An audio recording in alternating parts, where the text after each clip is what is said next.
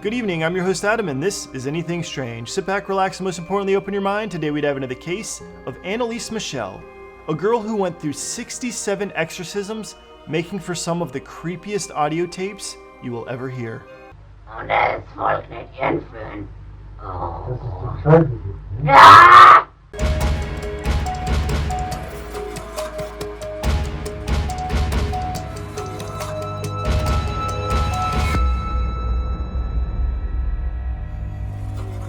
Most horror movie fans have seen the classic movie The Exorcism, but most don't know how real these possessions can actually be.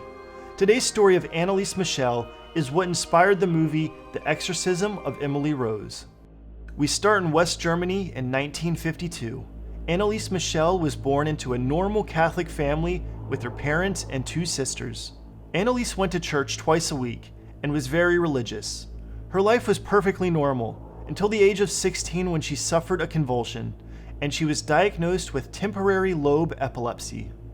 Doctors told her parents this could lead to her having many side effects, including changes in mood and hallucinations. Could this disease be the reason for the things that were about to happen?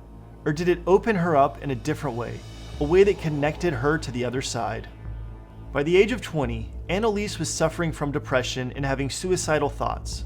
Her family took her to a psychiatric hospital, but by this time, she was already starting to have seizures, and she said she was seeing demonic faces that would tell her she was damned.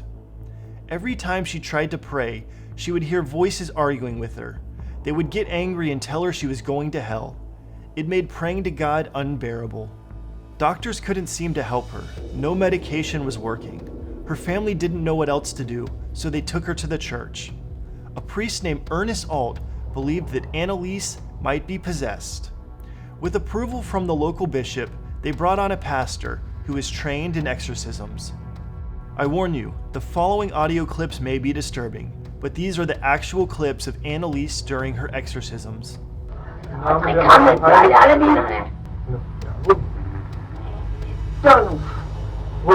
Ja, das weiß man kann ich nicht sagen. In den Himmel.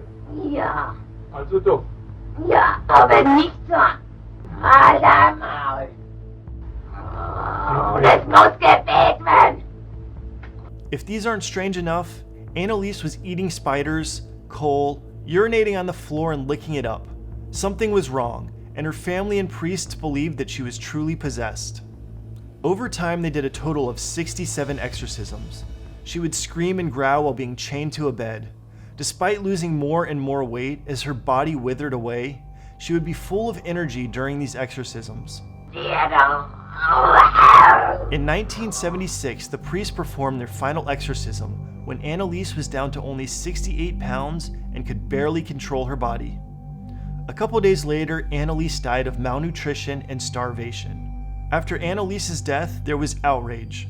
Her parents and the two priests involved were all charged with negligent homicide for failing to take Annaliese to the hospital in her final days. Her parents were still convinced that she had been possessed and there was nothing else they could have done. Most skeptics believed that Annaliese had just been suffering from crazy hallucinations that happened after her incident when she was 16. But they failed to explain the creepiness of the tapes, why the dialogue seemed to be coming from someone else, her superhuman strength during episodes, where she was seen throwing her sister around like a rag doll and squeezing an apple with one hand so hard that it exploded. So, dass an die meisten Leute rankommt. Kapiert? Courts ruled her parents were guilty and blamed her hallucinations to be a side effect of her medicine that was supposed to stop the seizures. But they completely forgot the fact that her hallucinations started before she even took the medicine. It was also a complete shock when her autopsy came back showing she had a perfectly normal brain. There was no damage that would have caused epileptic seizures.